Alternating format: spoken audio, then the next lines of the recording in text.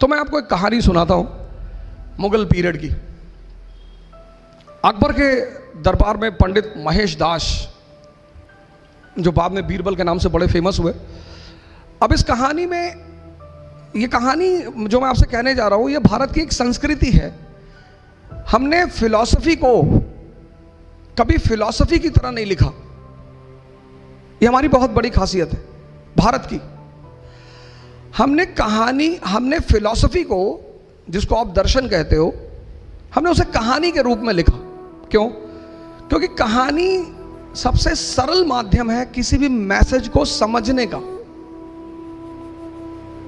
हर कहानी में एक मैसेज है।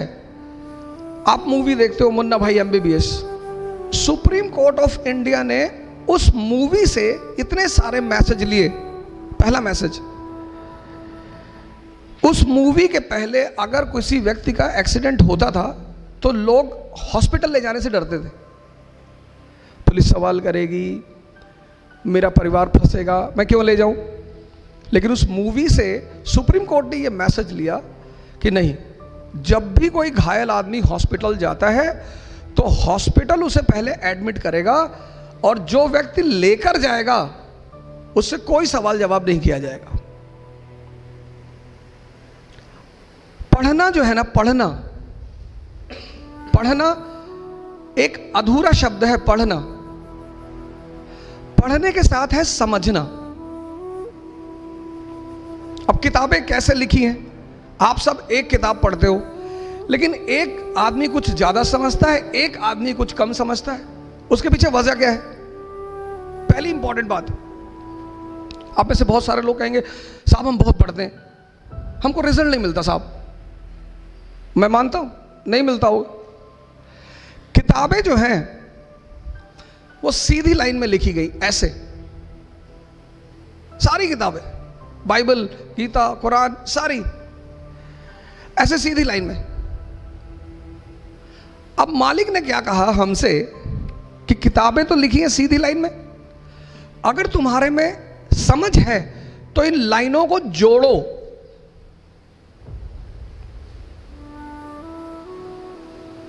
मेरी बात पे फिर से गौर करिए। आप किताब पढ़ते हैं, आप में से बहुत सारे लोग उन लाइनों को जोड़ते नहीं, पढ़ते चले जाते, पेन ले लिया, अंडरलाइन कर रहे हैं। नहीं, जैसे मूवी मैसेज दे रही है ऐसे वो किताबें भी मैसेज दे रही हैं।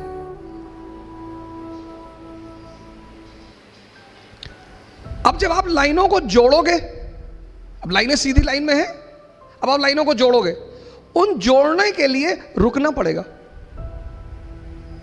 You have to stop. इसलिए हमने कहा अध्ययन मनन, पढ़ो और सोचो।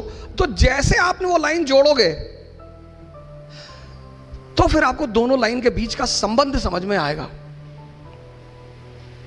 तो मैं अपनी कहानी पर आता हूं और इस कहानी की मैसेज को देखिए कि कहानी आपसे कहना क्या चाहती है। किसी भी चीज को सिर्फ किताब पढ़ने से कोई राजा नहीं बनता। दुनिया में एग्जीक्यूटिव का एग्जाम होता है, सैफिन साहब आपके सामने।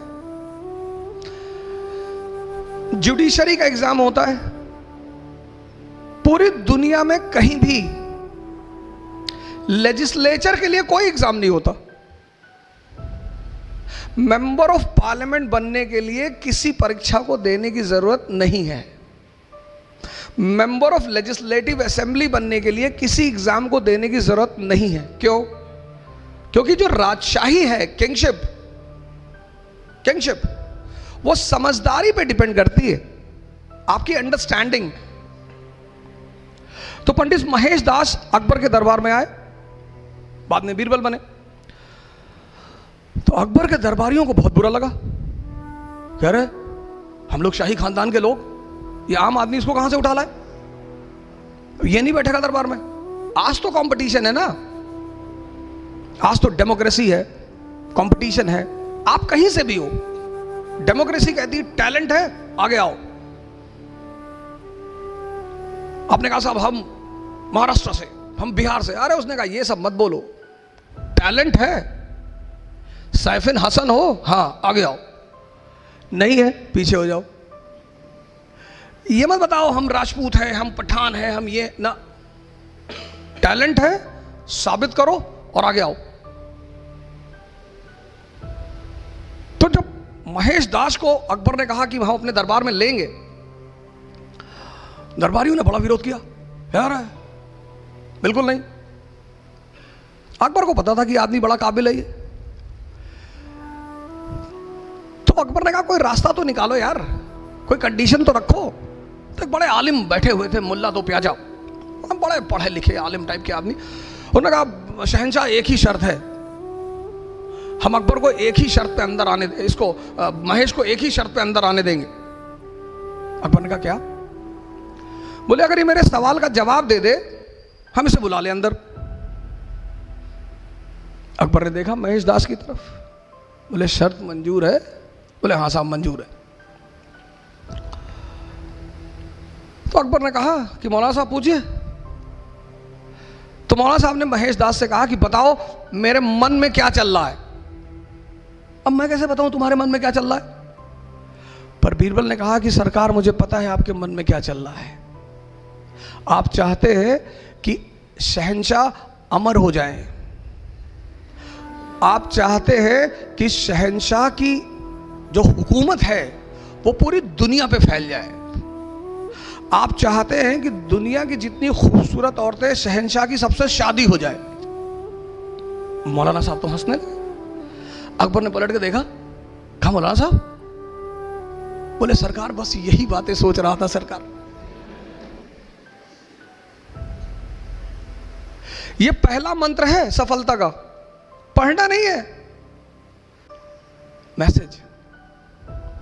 आप पढ़ते को स्ट्रेस लेकर पढ़ना है मुझे नहीं, समझना है।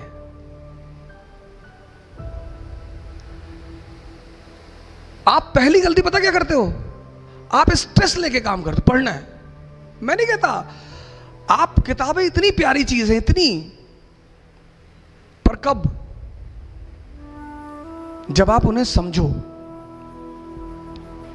मैसेज पढ़ो किसके लिए? मैसेज के लिए। अगर आपकी पढ़ाई से आपको मैसेज नहीं मिलता, बेकार है। आपने कहा साहब ये किताब खत्म कर ली, मेरे पास लोग आते हैं, मैं कहता हूं एनसीईआरटी, मैं तो बड़ी किताबों, आईएएस बनना मतलब क्या? समझदारी, पहले अटेम्प्ट में 22 साल में।